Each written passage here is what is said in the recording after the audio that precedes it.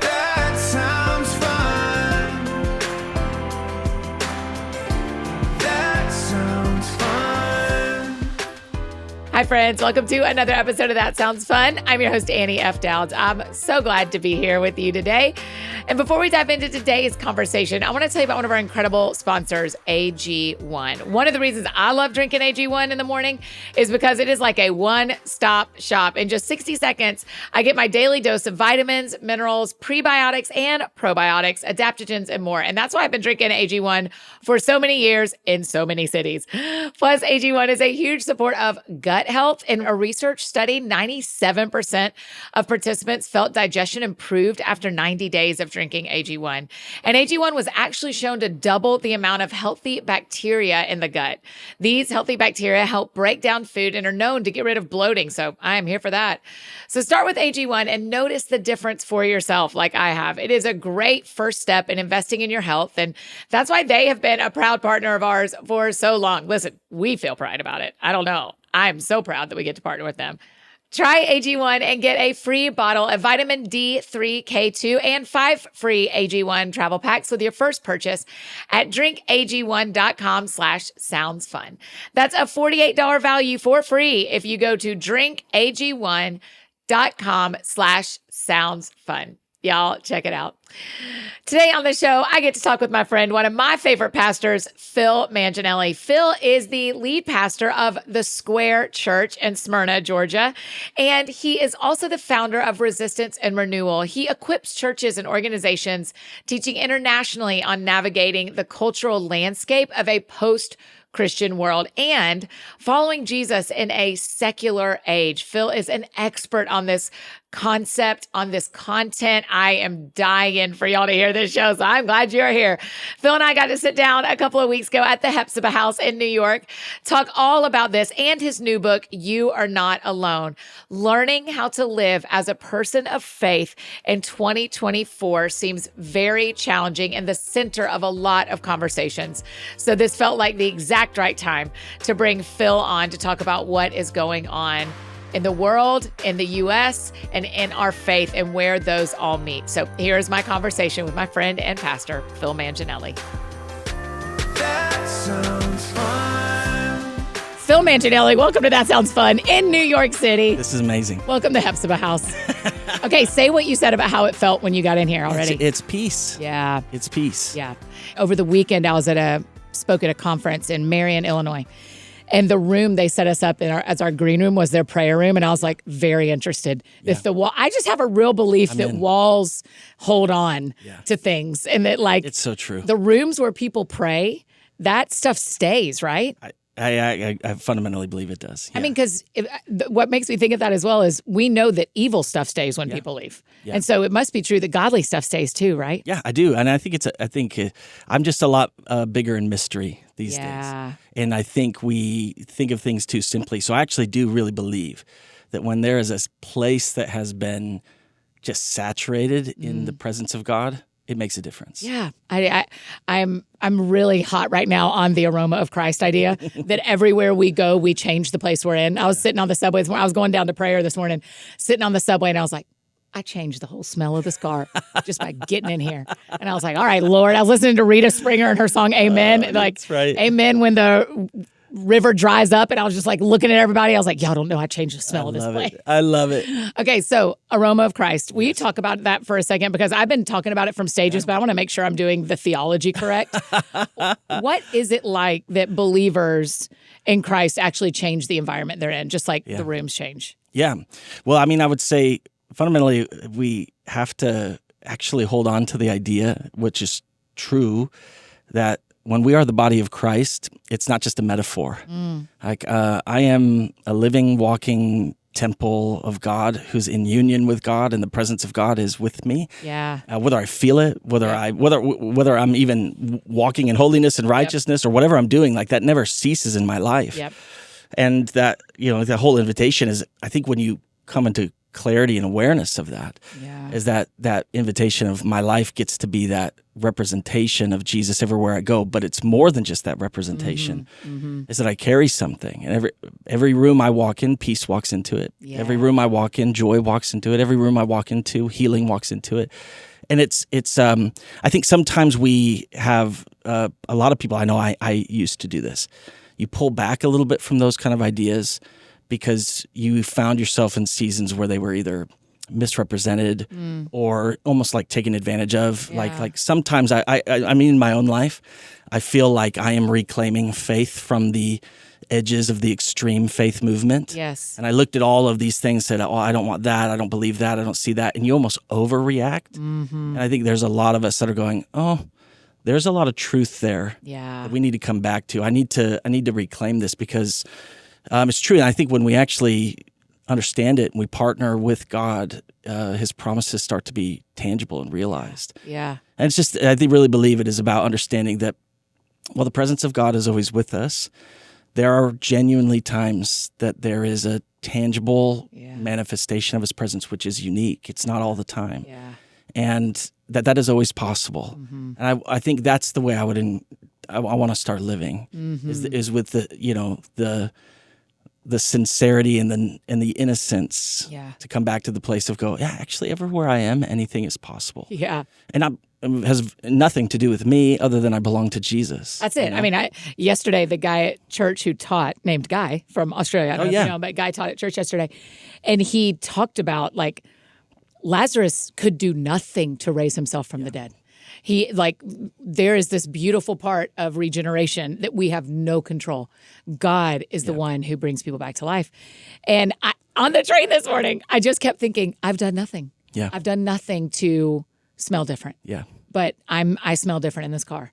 Yeah. And I've done nothing to do it. And also, maybe this tells you a lot about my own mindset. It's when I really stand in that, it's also what a release from false things. I don't have to do anything other than belong. Yeah. Oh, that's it. It's that sense of unworthiness for me, right? If you're talking about the backdrop of my own voice that I have to continually bring in alignment with Jesus, Yes. it's like that's for the worthy.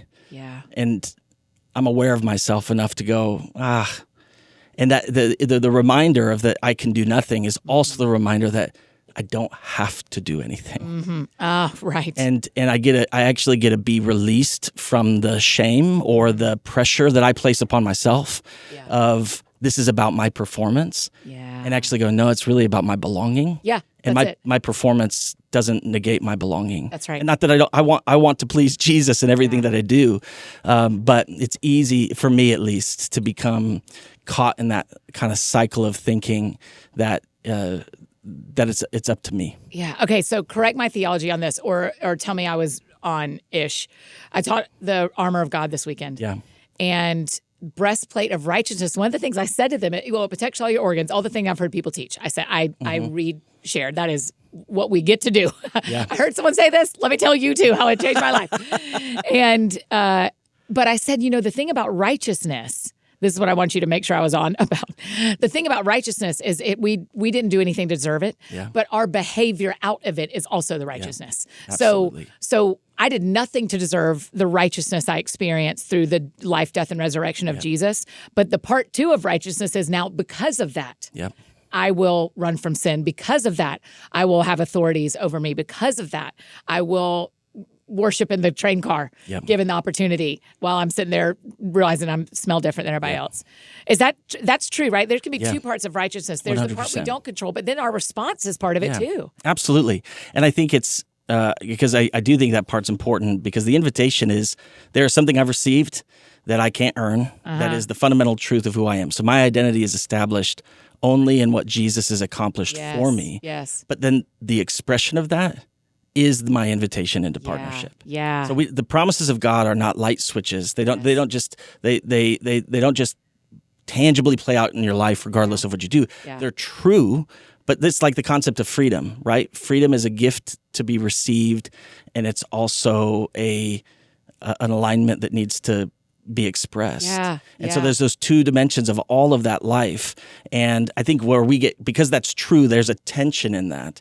And that's where we can get caught in ourselves. Like, what do we do with that tension? And we kind of insert our own works, our own sense of righteousness, or our own sense of unrighteousness, rather than just going, no, it's just a simple principle. I've been given something I belong to, and I can choose whether I live in it or not. Yes. And when I do, there's a tangible degree of righteousness. So when I live out the righteousness that Christ has placed in me, it is a second level of protection over my heart. Yeah, right. I mean, faith without works is dead. Yeah. So it's got to be both. I think sometimes the thing I struggle with is, don't tell me to do nothing. Yeah. Don't tell me there's nothing to do. Don't tell me. I mean, I recognize Lazarus did not raise himself from the dead, but he certainly had to walk out. No one went and carried him out.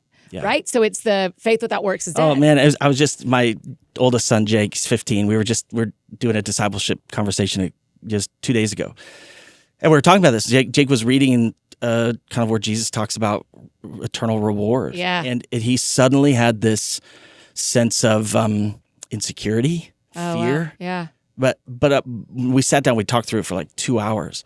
And I said, Jacob, what I want to just encourage you in something that's happening is you care. Yeah. And two, you believe Jesus. Like, don't minimize that. Yeah. And let's get some of these things we have to get that wider view on. And ultimately I said, Jake, there's this tension, which is that the Bible has this very clear statement, which is that I am literally saved by grace, that I cannot earn, I cannot work for. My works are meaningless in acquiring it. It is actually whether I'm going to come into allegiance and faith with Jesus or not. Yes. So it's completely something that's received. So I will spend eternity with Christ, in Christ, because of nothing that I've done.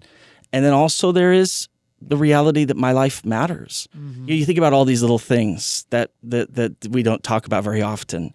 Pictures of judgment for a believer. And often we hear the word judgment, we only think negative. Yeah. Judgment isn't an exclusively negative thing in God's mindset. It's just the ultimate rendering of his decision-making and justice. Yeah. So I'll be held accountable for what I teach. Yeah. I'll be rewarded for the secret things before the Lord. Yeah. There is some kind of mystery to eternal life. It's even one of the things John talked about, our friend John Tyson. A long time ago, I remember talking about we need to learn how to exchange like an earthly FOMO for eternal FOMO. Yeah, right? yeah, that's good. But there's really no answer to how those things hold together other than there's just a tension. And what I kind of was talking about with Jake was rather than, none of it is an invitation into performance. Yeah. But the most remarkable thing, what it actually tells us, is that our life matters. Yeah. My life's not a chess game that, when I die, all the pieces get knocked off and none of it mattered. Yeah. Like ultimately, if nothing I did had eternal value, if nothing about my life somehow mysteriously broke into the life that's to come, then my life doesn't really matter. Maybe a single decision matters, but nothing else matters. Yeah. But when you actually begin to go, I don't really have a whole, the more I study the theology of it, the more I just kind of sit in the mystery of it. But then you get to, rather than feeling the uncertainty, you get to embrace the beauty of it, which is that my life matters. Yes. My decisions matter. I matter. Yeah. Therefore, I matter. Yeah. Like God really values me. Yes. And he values how I live. Yeah. And it's in that principle just bleeds into all of those things we're talking about. And I think it's that place where we've got to become experts at grace, but in the way that just when we really understand grace, it's just that longing to become more and more like Jesus, a grace that wants to make me gracious, a grace that wants to make me like Jesus. Yeah. That's good. It is such a, no one will believe that we both identify as closely as Enneagram 7s, right? Like we just went in. We waste no time. I love it so Welcome much. to our friendship. I would love for you to retell the first time we met, Yeah. and then I will retell the first time we met, because Yeah. it is one of the most profound experiences of my adult life. You were already, for our friends listening, you pastor the Square Church in Smyrna, Georgia. You were pastoring friends of mine, so you are not a total stranger. I think that's important going into this. We knew of each other. We had maybe even texted or something before. Yeah. We knew each other existed. Yep. You were pastoring a coworker of mine even at the time. And so you tell what happens. I don't know if I've ever heard you say before you showed up at the coffee shop. Because Eliza, who, Yes. worked Everyone with you. loves, And yes. Eliza's amazing. She's on our staff, been part of our church since we planted the church. And, of course, knew you from a distance, knew of you. And Eliza would travel back and forth. So there was always kind of some constant conversation. Yes. And it was on one of her trips that I just started to pray for her, and I was praying for you. And then I suddenly had this real sense that the Lord had spoken to me. Yeah. But I also, it was, I didn't know what to do with it, because it's one of those things when you have a relationship and you can come towards somebody, because I fundamentally believe we hear from the Lord. Yes. Two, I think the gifts of the Spirit are real, right? I believe in the active work of the ministry of the Holy Spirit. And yet at the same time, I'm wrong sometimes. Yeah, right. Me too. That God is infallible. I am quite fallible. Yeah. And my heart speaks. Sometimes there's really beautiful things that my heart's speaking to, So there's that humility, I think, and awareness. So it's one of those things, especially because part of the word that I sensed for you was not corrective, but almost like certainly corrective. Well, it was a warning. It felt like a warning. Yes. And so I remember just coming to Eliza, and I felt it enough to go, oh, I don't know what to do with this. Yeah. So I go, Eliza, if I reached out to Annie, would she find this presumptuous, arrogant? And Eliza's like, oh, I don't think so at all. I think she values this and would value it from you. And I was like, okay. So I reached out and I genuinely felt like what I had heard from the Lord, but without the context of relationship, I really thought, oh man, I hope that you'll receive what I have to say. Yeah. Again, not that I'm right, but that it's worth weighing. Yeah. It's worth weighing. Yeah. So actually moving from that and having that conversation with you, I mean, it was remarkably meaningful to me. Me too. One, because I think the Lord he was in that moment. Yes. But again, I think for people who you're such a significant pastoral and spiritual voice in their life. I think sometimes for them too, what's fun for me about being on your podcast is to be able to say, as somebody who I consider you a very real friend in my life. Mutual. You're better off the podcast. Oh, yeah, and that's not I love your podcast. Yeah, it's I know, significant. I know. But like your love for Jesus is real. Thanks. And your love for people's real. Mm-hmm. And you're humble. And you're not above a random pastor, even though we did have some relational context that you don't know, saying, hey, I think I hear the Lord on something. Yeah. And you have a genuine fear of the Lord. Yeah. And so so that was very meaningful to me. Yeah, and then just the process of and then the gift, right? Which is just what I've learned about God, is how often there are moments that seem small, seem like a single thing. Yeah. And now I can look back on my life about how many of the most significant things that God has done, and some of the most significant people that the Lord has brought into my life, they all started in the most random places. Yeah, it is. I told Tyson about it yesterday. I saw him yesterday and said, oh, have you ever heard about when Phil and I met? And I'll say, the details aren't as important just because I don't want to bog people down with them. But I had made a choice that wasn't a healthy choice. Yeah.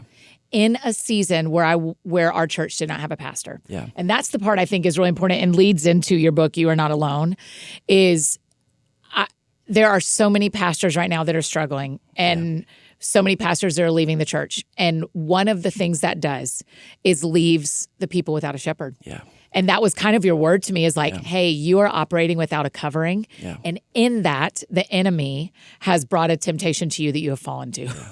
and you've gotten yourself in a sticky situation. I was like, holy bananas. He is, because I remember you even said, do you know what God might be talking about? I was like, oh yeah. I know exactly what God is. I know exactly what God told you. And I'm almost mortified that he said it to someone else. But, but it was, I mean, I think that it has changed. I think I've said this to you privately, but I'll say it to you publicly. That conversation in 2017 has changed how I shape my life as an unmarried woman who does not live with my family. And so even once I am married, I will still believe in pastoral authority over me. And it's one of the reasons I say to people all the time, if you want a public life, I don't think you should pursue a public life. I think trust God with all that. But if you're not plugged in locally, your global impact is going to be limited at some point.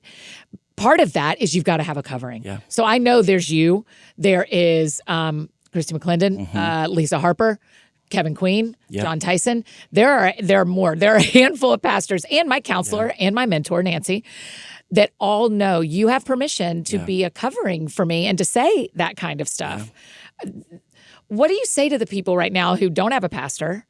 Who don't have kind of talk about what a covering does and what a pastoral covering is and what to do if you find yourself without. Because I didn't have language for that, Phil, before you told me that. I didn't realize that our pastor leaving the church had left me without a covering.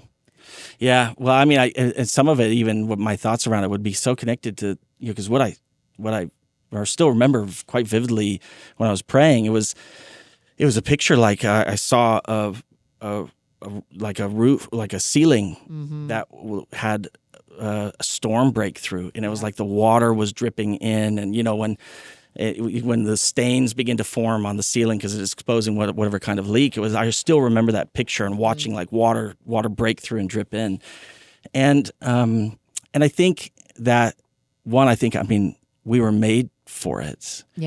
I think everybody needs it. I think the idea that there isn't a person who needs covering is foolish. There are so many single women, Phil, who think, it's okay, I don't need anybody, I'm fine.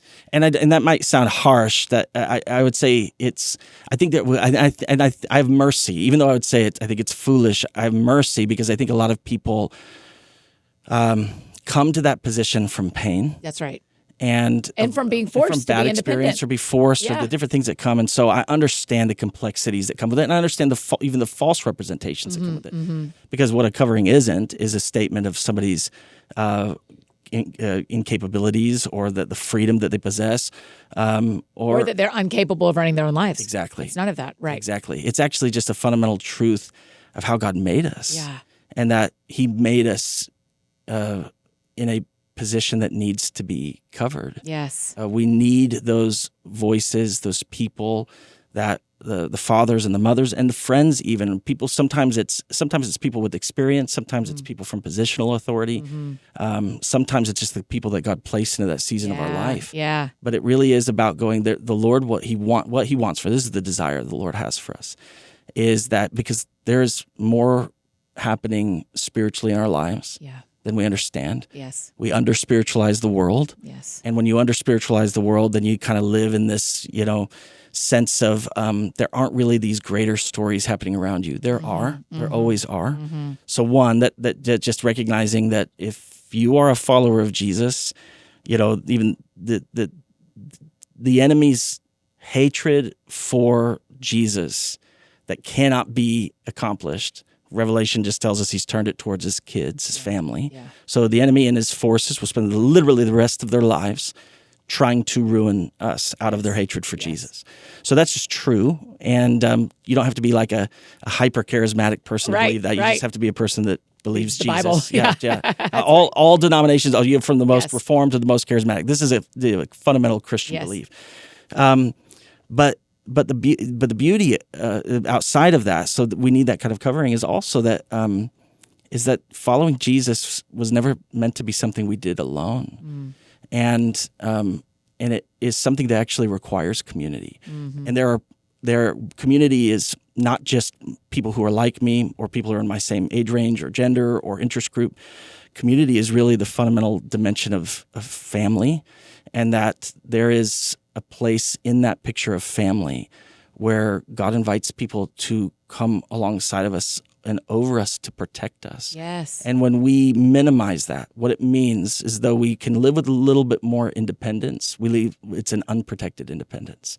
Yeah. And there are just those spiritual principles Yeah. that left to myself, all I have is myself. Yeah. But when I actually function in community and when I recognize that part of that community is covering, Yeah. then I actually get to live from the wealth of my family. Yes. And that's good. and I think that's how God longs for us to function. And specifically, I think about single women, and I this is a whole conversation. Well, we already are going to do when we're done, we're going to do a Promises of God conversation real quick for our Single Purpose League. But you can say anything else you want now, but we'll also talk just to some singles in a minute. So what I would say is this. I think there is pain. Mm-hmm. I think there's pain for people who long to be married and aren't. So who would have no kind of theological issues with the sense of that covering exists, whether in marriage or in church or structures like that. I think there's a sense of loss, but I also think there's a deep wound in the heart of so many women from a lot of the false expressions of what we kind of have claimed manhood and womanhood to be. Good. And, there's the kind of classic camps, complementarian, egalitarian. I don't really have, I find them both kind of limited in their ability to express everything that's in the Bible. Yeah. Fully believe in the equality and the giftedness of women. Fully believe in the inherent differences of men and women. And I don't think we've seen a lot of good Can expressions. you name of that? What's that theology? That's mine too. Yeah. It's like, we are all so gifted in very similar ways, but we are so different in the expressions of it. So whatever that theology is between complementary and egalitarian, I'm there too. I've heard the phrase complementary without hierarchy. There you go. So, something. Because I'm like, I in that love realm. having a covering from male pastors in my life who know they have permission, and I am looking for a spouse that will be that for me. And also, I preach on Sundays, so I am both of those. And things. I know this even from so much of the journey of walking with my wife, Emily, where Emily would say, and she said so publicly, so I don't feel bad saying this on your podcast. I would say the single greatest private wrestling of her life has been the issue of, does God really prefer men? Am I less than in the eyes of God? Yeah. And the journey that she's gone on, the journey we've gone on, and the beauty of what has come in the midst of that, and the deep theology that has come in the midst of that, of recognizing that when you recognize that, so God created male and female are the only indicators of the image-bearing nature of God. So maleness reveals something about God, femaleness reveals something about God, and they're both these divine indicators of part of who God is. Yeah. And when you begin to actually look at a true theology, often when we think about theology of manhood or womanhood, you kind of just get into conversations of roles.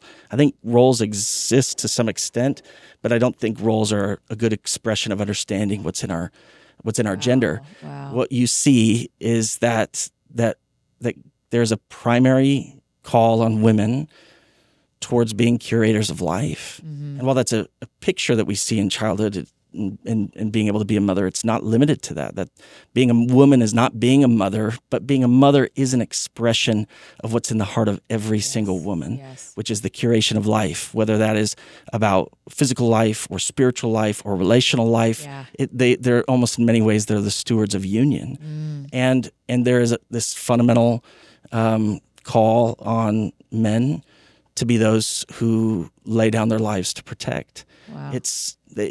You couldn't find a man, doesn't matter who they are, who you wouldn't say somewhere deep in your bones, do you want to be the person who lays down your life for your family, your closest And friends, I have whoever literally never thought that in my head. Yeah, no, it's fundamental, and I think we miss this, and so bound in womanhood, like there are virtues in our gender. And again, sometimes when we culturally stereotype them, we get into some trouble and hurts, and because we're different. There's a range of what it means to be a man. There's a range of what it means to be a woman, but there's virtues. And I think if we understood virtues and the expressions of them differently, I think we could actually see what the Bible's saying. Yeah. But even I point to this.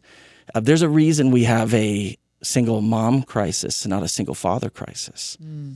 Because bound in womanhood is a virtue of faithfulness. Wow. It's undeniable. It's part of the image-bearing nature of God. Yes. Yes, in- that's in when I womanhood. think about my friends who would lay down their lives, females, it is for their children. It is to make sure their children get fed or children get cared for, or that's the time I hear women say, I would give anything. Yes. Yeah, but that is to curate life. They would give anything to curate more life. Yeah. Wow. And then I really do believe that what a covering isn't is forced authority. What a Right. covering isn't is control. What a covering, all of those false expressions that I think we've seen of it. Yes. So I just want to say I think there's a lot of women who recoil a little bit from the idea that they would need a covering because of those expressions. And what I would say is that needing a covering isn't about lacking. Needing a covering isn't about being less than. Needing a covering isn't about that God really prefers men.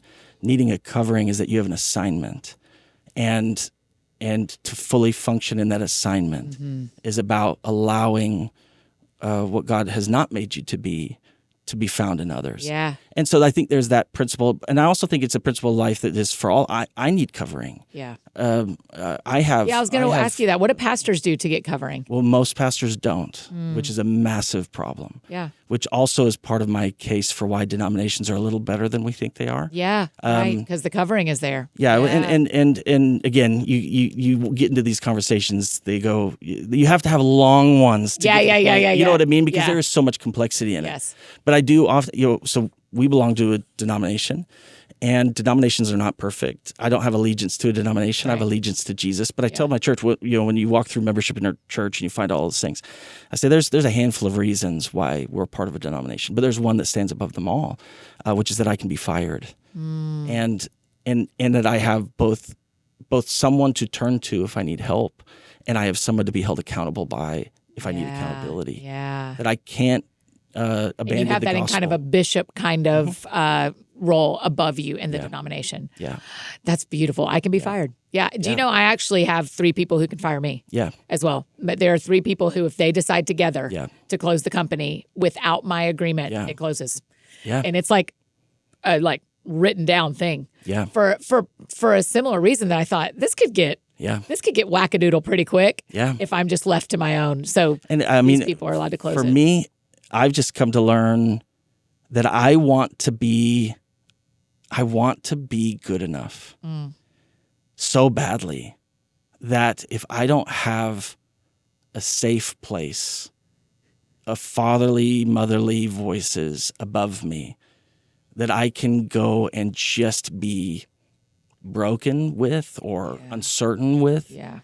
left to myself, Yes. I'll convince myself that it's more important that I keep it inward and figure it out Yeah. for all of whatever. Yeah. And so it's almost like I'm just aware I can lie to myself. Yeah. So covering becomes that place where I go, I need. There are times where I just need to throw things up, Yes. and that the Lord really does honor that. Yeah. And He not only makes room for that, but then He speaks through that. Yeah, I do want to say for me, covering hasn't just been accountability, though it is. It is. Y'all, I mean, I think you have permission. Yeah. Kevin knows. John, I mean, there's pastors who know. Yeah. Lisa knows that is true. Yeah. So it's not just that, but it's also like you said, it's a place where I can just be Annie and I can have really hard faith questions that I can't talk about publicly and answer publicly yet, but I can process it with you. We've sat on your back porch before and I've been like, what are we doing? And so I think such a gift of, I have never felt freer to be me than when I had a reliable authorities over me. Yeah. It's almost like y'all built these fences and went like, well, just go. Yeah. And the boundary lines fall in pleasant places. And when you get close to a fence, we'll tell you, but you go. And I have never felt freer to do what God's called me to do, because there's a group of you that have permission to speak into my life, but I have permission to call and go help. Yep. Or here's a funny thing. Or how do we talk about money? How do I talk about this? I mean, even I think I've talked about this before. Kevin and I, as my lead pastor in Nashville and as part of the teaching team, have talked about my dating life, like really my dating life, like what is it look like to be a single dating teaching pastor? Yeah. And it's awkward. Yeah. And also, what a great covering. I can't get myself in a situation that I go, I wonder what Kevin would think. I'm like, exactly. oh no, I know. We've talked about it. I know exactly what Kevin And thinks. it is that mystery, isn't it? You bind yourself in, you actually make yourself more free. So free. It's that upside down kingdom principle that just exists in so many places. I can think of friends historically in my life who thought they were the most free, and I observed them to be the most trapped. Yeah. And I thought, I can tell you 3 things Oh man. that I think would really ease you up. But okay, live your It's best. true. And I mean, even it's what a lie secularism and secular culture has told us, right? Yes. Not that I'm trying to bridge into the book early, but that's it. The idea that independence is true freedom, or true freedom is the ability to do what I want, rather than actually go, no, true freedom is the power to say no. Yeah. And true freedom is the wisdom of others who know life greater and fuller than I do. Yes. That actually help me determine life and health. Yeah. And I think we miss that. Yeah. That true freedom is found far more in my no than it is in my yes. Yes. That sounds fun. Hey friends, just interrupted this conversation. Tell you about one of our incredible partners, Thrive Cosmetics. If you want to update your fall makeup look, respect, you know Thrive Cosmetics can help you do that, right? And they are one of our favorites around here. I, hand to heaven, use their viral tubing mascara every single day. You know, the one you see all over the internet in the turquoise tube. If you've been thinking about trying it out, now is the time. Plus, Thrive Cosmetics has thousands of 5-star reviews, so you know I'm not the only one singing their praises.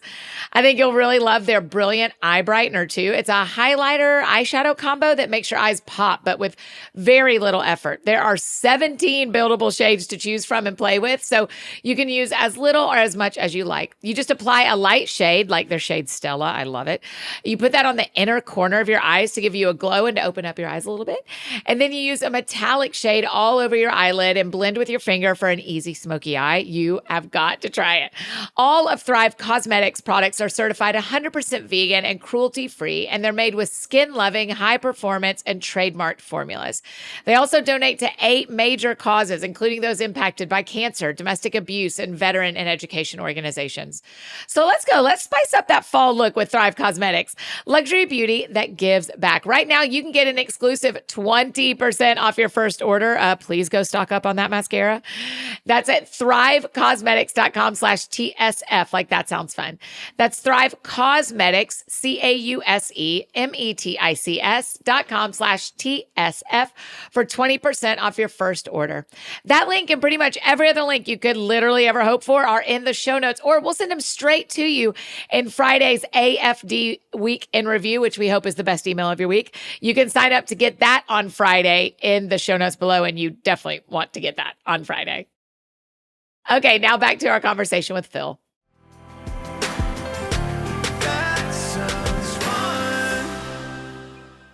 True freedom for me, has been the more people that know everything, the freer you are. Yeah. Like, I don't have to shout my sins from a stage or from a podcast mic, but there's a lot of y'all who know you can ask me anything.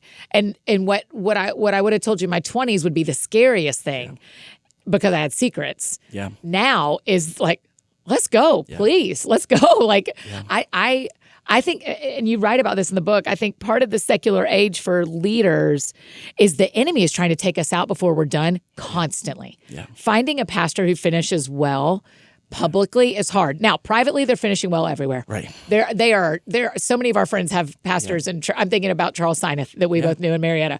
Never public, just a faithful pastor for a long time. That's so true. They're finishing well privately, all sorts of places.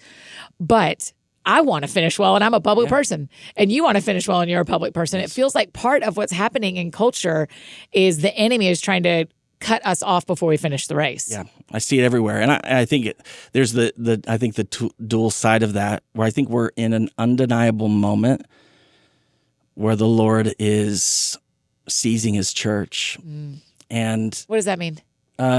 He's always the Lord of His church. Yeah. But I think there are moments, so if I think about Jesus in Revelation, I think we minimize sometimes Jesus speaking to the 7 churches of Asia. Yeah. Here's the resurrected Jesus, the ascended Jesus, speaking to 7 churches, giving them commentary, and He's giving them encouragement and correction, right? But He says to many of them, there are things that if you do not change, I will remove my lampstand from you. And it's a statement of saying, I I will eventually close you because you don't get to represent me and continue in what you're continuing in. So what it means is that there's this seasons where under the lordship of Jesus, he has grace for the church in failure, but there's lines where eventually the Lord goes, no, we're done. Wow. We're done.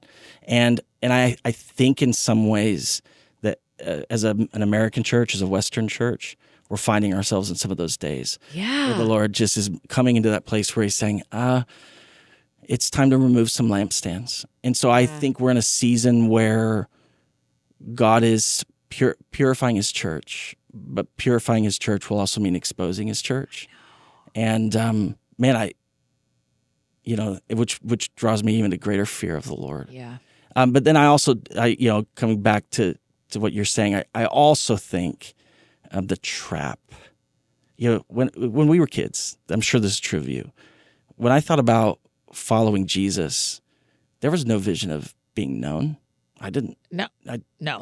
My heroes were missionaries who laid down their life on the mission field. Right. The idea of being a Christian celebrity was incomprehensible. Yeah, I did. Outside of like Randall Cunning, football players that were also believers. Or Michael W. Smith. Yeah, exactly. They were singers. I only knew singers. Certainly there's no route for me. Right. And I think so this very strange thing that has happened in what technology has done and what it's created, which is that I can actually I can become known and loved and famous from this kind of external position in my ability to follow Jesus. Yeah. And it's not to say that is inherently evil. It's just it's inherently dangerous. And because we take it now for granted, it's just a way our life operates. We don't realize actually it has so many pitfalls. Yeah. Because the desire to be known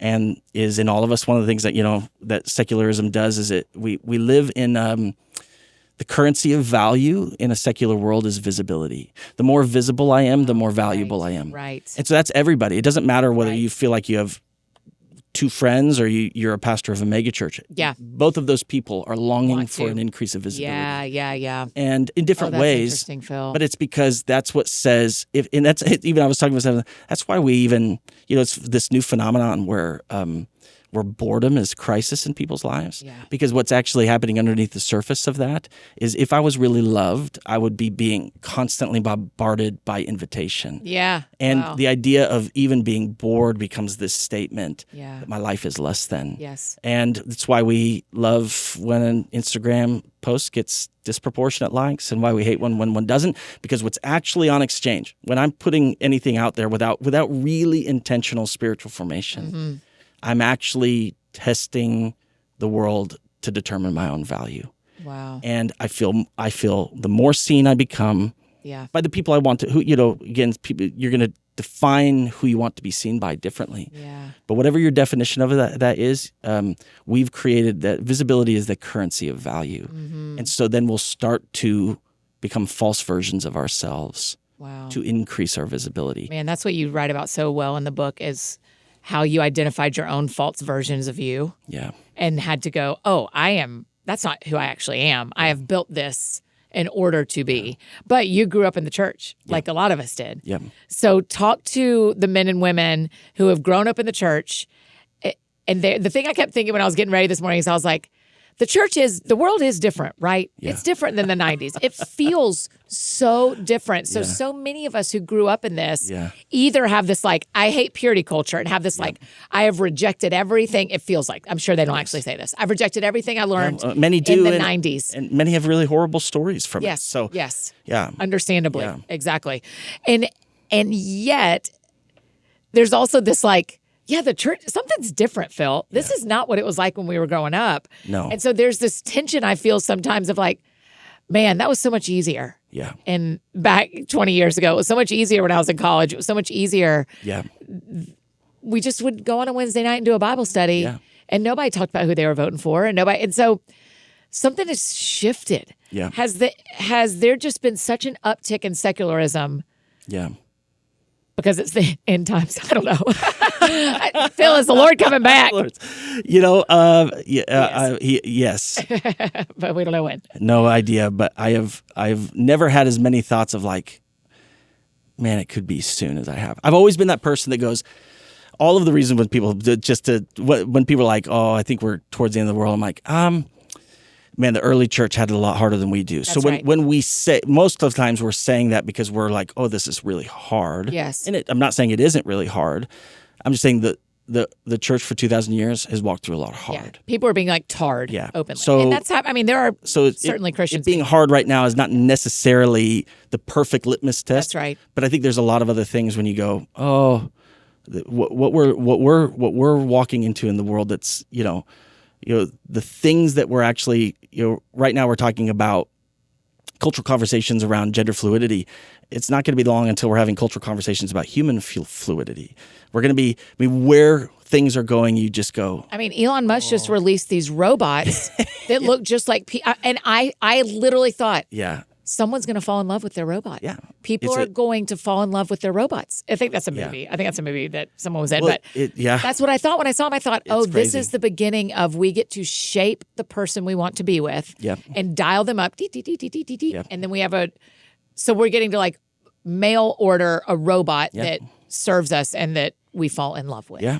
And the blended lines between what will be reality and artificial reality and not being able to really care the difference between the two. Yeah. Yeah, it's all coming. So, oh gosh. So I think we have 3 podcasts we need to do together that we're just talking about. I know. But so go back to that. I think I think technology has changed a lot. Yes, certainly. So I do think once there's elements of when we look at just life, like, do you remember I'm sad that my kids will never know this, and I'm sad I've forgotten the feeling of it, of not being able to be reached. Yeah. And nobody would have an expectation. Yeah. Even driving from A to B, you just thought, I'm going to get there, and then I can call my mom. I still remember my first cell phone when they told me about the text messaging package and how much it would cost per text message. I'm like, why would I ever want to do that? No. You know what I mean? But it's just that. So I think technology has changed a lot of the church. I would also say, though, part of the challenge we're in right now is that the church we grew up in, while there were these elements that were the simpler and actually truer, I think it lost its core identity. And I think part of what we're reaping is the inheritance of a missionless church that didn't understand itself to be a counterculture. Wow. So because we view being a counterculture or an exile as circumstantial, and you think about, Christian America in the 80s, or the idea of what Christianity was, there was such a sense of like, I'm almost I live in Israel in the sense of faith. I'm a prophet in Israel. I'm a member of this is a Christian nation. That sense. There was maybe some elements of truthfulness in that. Again, that's another larger conversation. But what it did is it lulled the church to sleep to think it wasn't an exile and it wasn't a counterculture, and it became a missionless church. The only mission was somewhere else. Yeah. And so when you create a church that views spiritual formation as legalism, and you create a church that doesn't understand its identity as a counterculture, then you begin to just marry yourself to culture. So if culture is Christian and I'm a Christian, then I can just be like my culture. But that's still true in the South a lot, Phil. Right? It's you're living in the in-between of it. Yeah. You're living in the in-between of it. And it's like, this is why Atlanta's a city of prodigals, because it's the undoing of it is happening. Interesting. And I think when you remove the core identity from the church, you are never going to immediately feel it. But I think I can say 40 years later, look what it did. Because what it did is set up an entire generation to have no skills to walk through, I think, what is the greatest cultural change maybe in history. Wow. Yeah. That sounds fun. Hey friends, just interrupting this conversation one more time to tell you about one of our incredible partners, Shopify. We've already talked about Thrive Cosmetics, and when you think about them, you think about their viral makeup, but you probably don't ever think about like the businesses behind Thrive Cosmetics that help get their makeup in our hands. The ones making selling and buying super easy. For millions of businesses, the behind the scenes magic is Shopify. And that's definitely true for us at shopanniefdowns.com. We don't get to put our 2024 Advent study, stay tuned, in your hands without the help of Shopify. And it is so easy to use. Businesses that sell more sell on Shopify. And it's home of the #1 checkout on the planet. Plus, their not so secret secrets is Shopify Pay that boosts conversion up to 50%, meaning way less carts go abandoned and way more sales. Upgrade your business and get the same checkout Thrive Cosmetics and shopanniefdowns.com uses. Sign up for your $1 per month trial period at shopify.com/soundsfun, all lowercase. Again, that's shopify.com/soundsfun to upgrade your selling today. Shopify.com/soundsfun. And one more incredible partner I get to tell you about, Fatty 15. Okay, it's pretty simple. Essential nutrients keep our cells healthy, which keeps us healthy. If you want to get sciencey about it, studies show that C15 works by strengthening our cells. It ends up, many of us are deficient in C15, which results in weaker cells that make less energy and quit working earlier than they should. All of that makes us age faster and sleep poorly and feel sluggish. No, thank you. So Fatty 15 is a science-backed, award-winning vegan and pure C15 supplement. By replenishing our cells with that essential C15 nutrient, Fatty 15 effectively repairs cells and restores our long-term health. Let's go science. It comes in a gorgeous reusable glass and bamboo jar, and refill capsules are shipped to your door quarterly in pouches made from recycled materials. Fatty 15 is on a mission to replenish your C15 levels and restore your long-term health. You can get an additional 15% off their 90-day subscription starter kit by going to fatty15.com/TSF, like that sounds fun, and using the code TSF at checkout. And now back to finish up our conversation with Phil. That sounds fun. So You Are Not Alone is really, it's very good. I wouldn't have had you on the podcast just because you're my friend. It is a very I know that helpful actually. book. Okay, good. And it made me feel very not loved, because I always feel loved by you. It made me feel very honored. Oh, that you good. had me Well, on. I mean it. I think one of the things this book helped me with when I was reading it is it helped kind of be a Band-Aid or a medicine over that part of me that misses when it was easier, and just went like, yeah, it's not going to go back to that. Yeah. There was just, you just gave me this permission of like, A, you're not the only one who feels this. Yeah. B, secularism has changed. The enemy's plans have changed toward the church. The church has changed. Yeah. And here's what we get to do, but quick reminder, we're not going to go back to that. Yeah. I think there's something in me that always goes like, can we go find the best parts? Yeah. Not the purity culture parts that hurt people, not the poor leadership that hurt people, but can we go back and get the simple parts and bring them here? And so often in You're Not Alone, you're like, we're not. That doesn't actually serve us. We need to go forward into leading like this now. But the beauty is, and I think something you are speaking to, is that what we don't know, and this is really so much of the whole heart of writing the book, is that so many of the normal complexities to our life, we can be free from them. And even though the faith I'm moving into is going to be a challenged faith, it's going to be I'm always going to be the minority as a follower of Jesus, and in any environment I'm in the United States or Western culture, no matter how big my church is, and no matter how even in the South, how much there's still remnants of a past kind of culture, I will always have these challenges that are now in front of me. But when I recognize that so many of the things that are destroying the faith of people's lives aren't the challenges, it's the hidden story of secularism. Wow. That's when you can go, no, I can find a faith that isn't always just plagued by doubt. Yes. I can find a peace that isn't always circling in anxiety. Yes. I can find hope that isn't fake or disingenuine or insincere. And so I think there is that place of going, what I can find is the inner life of Jesus that is real, that we have that inner wondering of like, can I really ever find that again? Yeah, that's right. And so what I do think is when we find when you find secularism, you find a challenged future, but you find freedom from the real terror. Yeah. Which is that the reason we're having a difficult time trusting Jesus isn't Jesus. Right. It's the lulled to sleep, the terror of being asleep. Yeah. And then waking up and suddenly your bed is floating because the whole thing is flooded. And then you go, wait, why didn't I wake up sooner? Yeah. And it feels like you are one of the voices that is kind of being like, wake up, you guys. Wake up, you guys. I saw a stat, maybe Tyson share, I can't remember, that 1 in 5 pastors have considered self-harm or ending their life recently in the last, I can't remember how long he said, 5 years or 3 years or something. So what do we do for our pastors, Phil? They're pastoring. Yeah. And this, I mean, besides we're going to get them this book and pass it off. We're going to get them, You're Not Alone. But what do we do for our pastors who are pastoring in a world they did not grow up in? Yeah. They did not plan for. Seminary did not teach them in 2005 how to pastor in 2024. Yeah. So what do we do for our Oh, pastors? it's an amazing question. I think pastors need other pastors. Okay. So I think one of the greatest things we can champion for pastors is how much they need covenantal friends with other pastors. Okay. There is just that place of where when you can be really known because there are people who are fundamentally, every story is unique, but they're in the same stories as you are. Yeah. It opens doors that a lot of pastoring is incredibly lonely.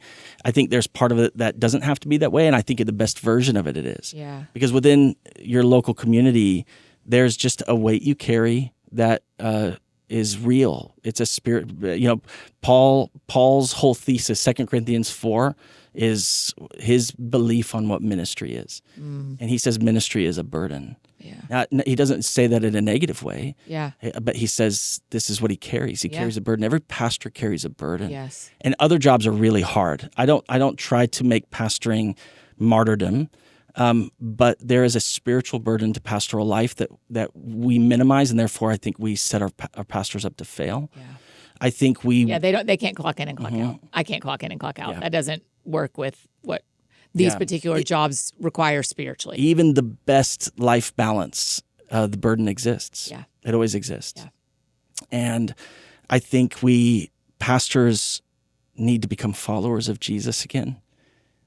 I think one of the greatest things pastors have to reclaim is there's just a part of my intimacy with Jesus that I'm doing because he's my master, not because I'm a pastor, not because of my vocation. Because he's your boss. Yeah. Yeah. And I think what happens is the life of the church consumes you so deeply that next thing you know, you have zero spirituality that isn't your vocation. Oh, that can be true for missionaries. That can be true for teachers. That can be true for me and I will always have a little bit of an awakening when I realize the Lord and I have only talked about work 3 days in a row.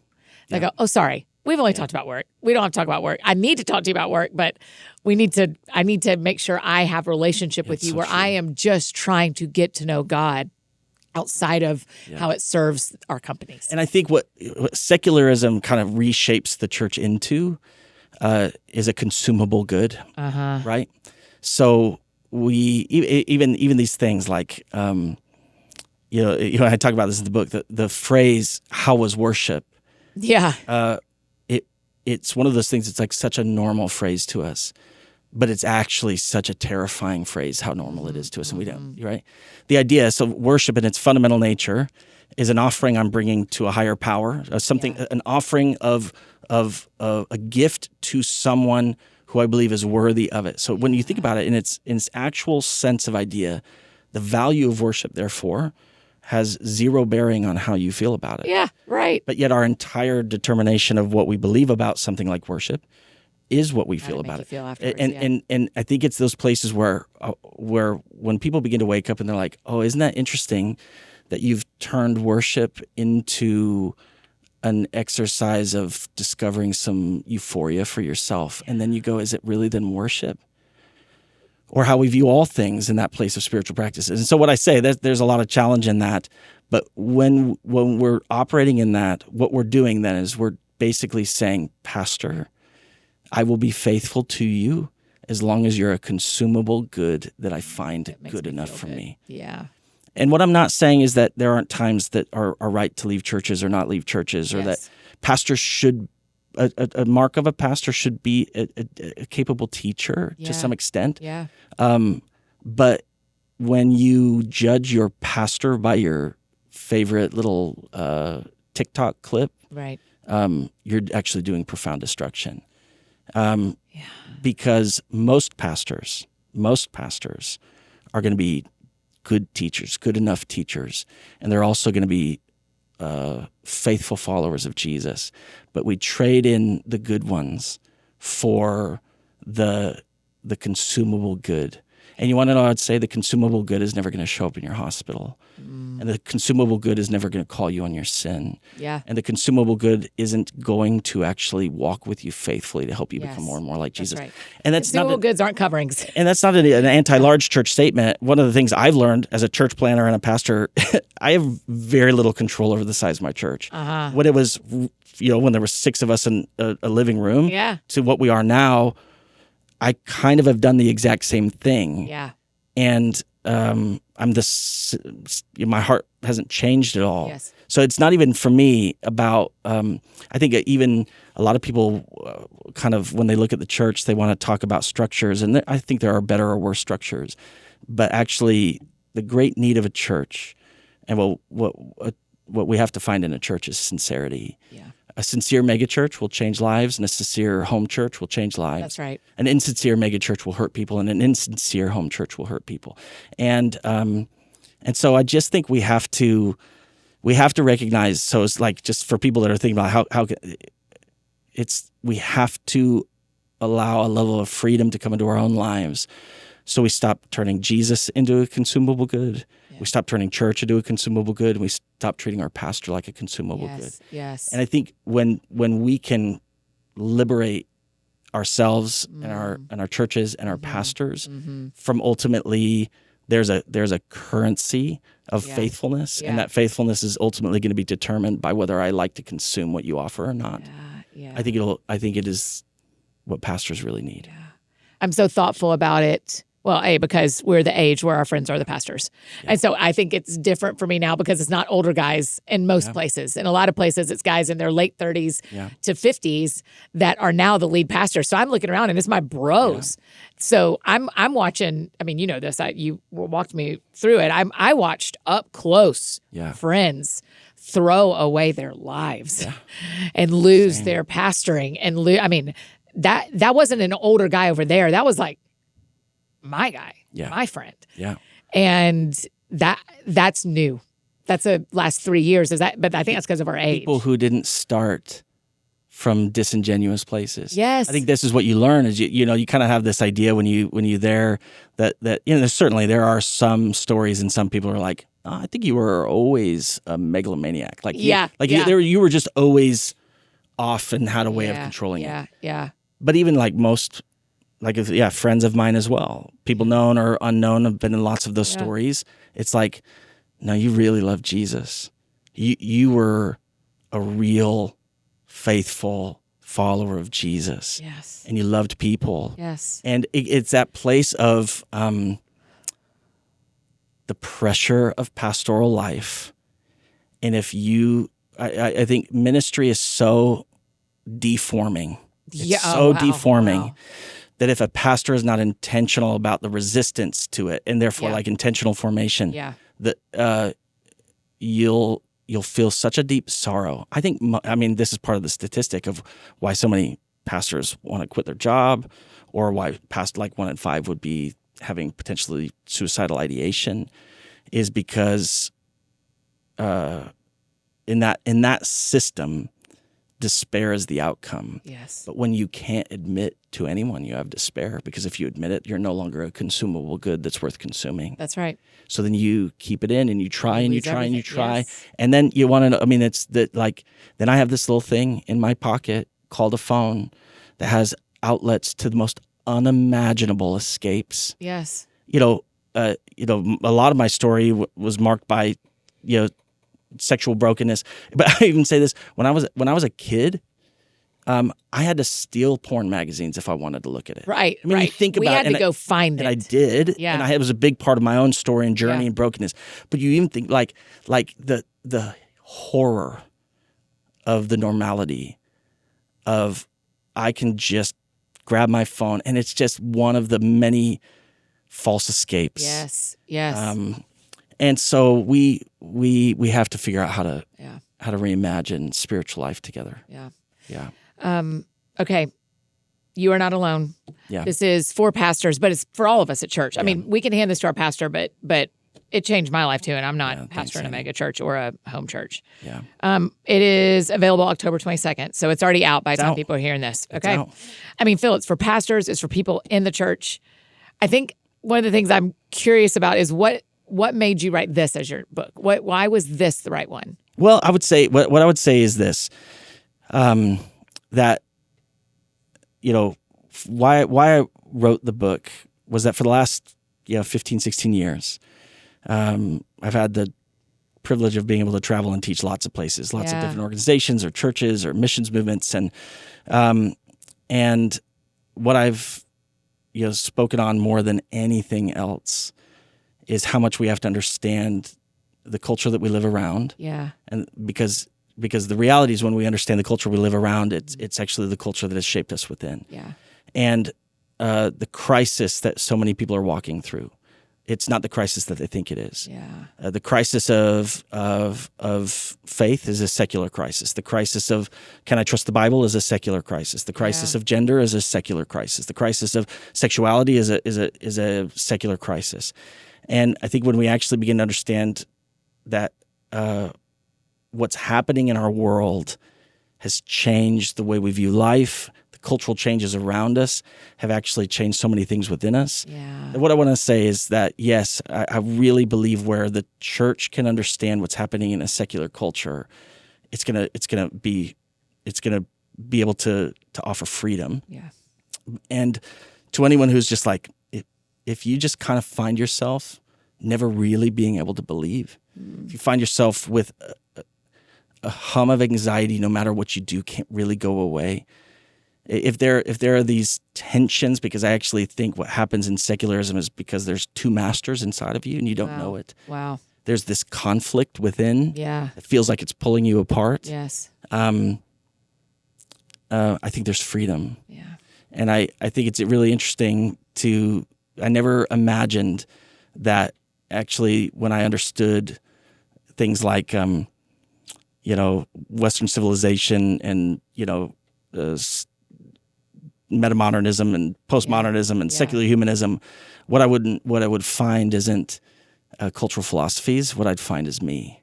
I'd find the hidden parts of my own story I didn't understand, why I thought the way I did, way I responded the way I did, why I was trapped in myself. Yeah. And I think so many believers are trapped in their self. Pain becomes the story, and they don't know what to do with it. Yeah. And so I would say, if you find yourself there, I think this can be a blessing to you.